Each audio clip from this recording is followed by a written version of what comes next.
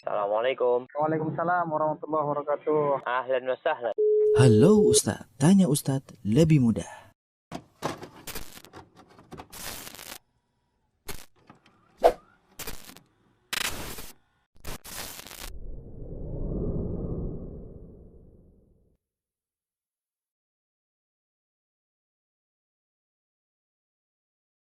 Imam Nawawi menukil perkataan Ibrahim Al-Khawwas, dawaul qalbi khamsatu asya. Obat hati ada 5 perkara. Qiraatul Qur'ani bitadabbur. Di antaranya adalah baca Al-Qur'an dengan tadabbur. Kemudian yang kedua wa khala'ul batn, yaitu mengosongkan perut. Ya, sering berpuasa. Kemudian yang ketiga wa qiyamul lail, untuk membersihkan hati dengan salat malam. Kemudian yang berikutnya yang keempat wa tadarru' inda sahar, tatkala di waktu sahur bertadarru' berdoa kepada Allah Subhanahu wa taala. Dan yang kelima wa mujalasatu salihin, bermujalasah dengan orang-orang yang saleh. Inilah obat penyakit hati. Taib, ini beliau ingin menjelaskan bagaimana para salaf dahulu perhatian terhadap baca Al-Quran, sampai di antara mereka ada yang pingsan, sampai di antara mereka ada yang meninggal dunia.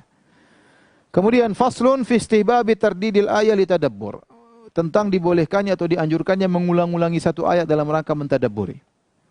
Telah kita sebutkan tadi, ya, bagaimana para salaf mengulang-ulangi satu ayat, ya, dan mereka benar-benar terhanyut dengan bacaan Al-Quran.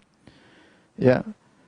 Diriwayatkan dari Abu Dzar radhiyallahu ta'ala anhu, qala qama an-nabi sallallahu alaihi wasallam bi ayatin yuraddiduha hatta asbah. Rasulullah SAW pernah salat malam. Rasulullah SAW mengulangi satu ayat sampai subuh. Dan ini sunnah, boleh seorang mengulangi satu ayat sampai subuh, enggak ada masalah. Ya, kalau dia ingin merenungkan makna dari kandungan ayat tersebut. Yaitu ayat tersebut adalah firman Allah, in tu'adzibhum fa innahum ibaduk. Kalau engkau menyiksa mereka, sungguhnya mereka adalah hamba-hambamu ya Allah. Hadis ini diriwayatkan Nasa'i dan Ibnu Majah dan hadis yang sahih.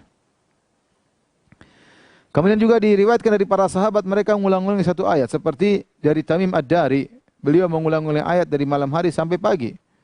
Yaitu firman Allah, am hasibal ladzina ijtarahu sayyiati an naj'alahum kal ladzina amanu wa amilus solihat.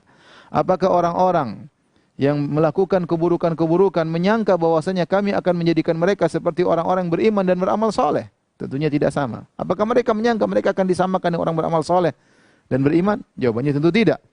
Dia mengulang-ulangi ayat ini, ya, sampai pagi hari. Tamim Ad-Dari radhiyallahu ta'ala anhu. Demikian juga Abbad bin Hamzah, qala, Abbad bin Hamzah berkata, dakhaltu al-Asma. Aku menemui Asma radhiyallahu anha, itu Asma bintu Abi Bakar, putrinya Abu Bakar radhiyallahu anhu. Wa hiya taqra, dan Asma sedang baca firman Allah, famannallahu alaina wa waqana adzabas samum. Allah menganugerahkan kepada kami. Itu pembicaraan penghuni surga. Ketika di surga mereka berkata, famannallahu alaina, Allah telah menganugerahkan kepada kami, wa waqana adzabas samum, dan menjauhkan kami dari azab neraka jahanam. Fawaqafat indaha faja'alat tu'iduha wa tad'u. Maka Asma binti Abi Bakar berhenti, kemudian dia berdoa. Kemudian dia baca lagi, famannallahu alaina wa waqana adzabas samum. Allah anugerahkan kepada kami dan menjauhkan kami dari azab neraka jahanam. Kemudian dia berdoa. Kemudian dia ulangi lagi ayat tersebut. Fatalat alayya dzalik. Aku nunggu lama sekali, kata Abbad bin Hamzah. Fadhahabtu ila suq. Aku pun pergi ke pasar.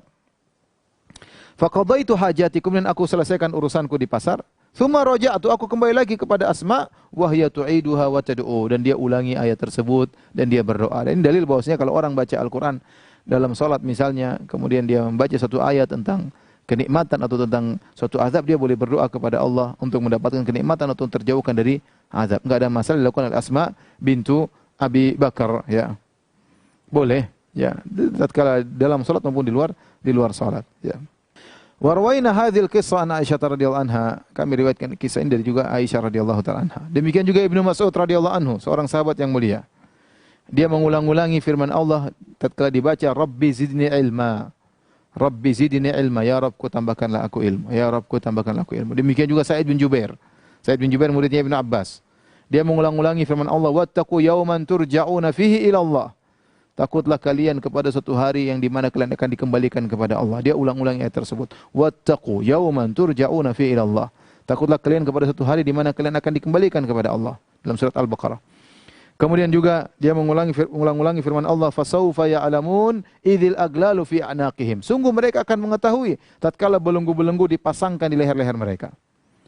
Kemudian juga dia mengulang-ulang firman Allah, ma gharraka bi rabbikal karim. Apa yang buat engkau terlalaikan ya sehingga bermaksiat ya terhadap Rabbmu yang sangat mulia, yang sangat baik. Apa yang buat kau lalai sehingga berbuat maksiat ya terhadap Rabbmu yang sangat baik.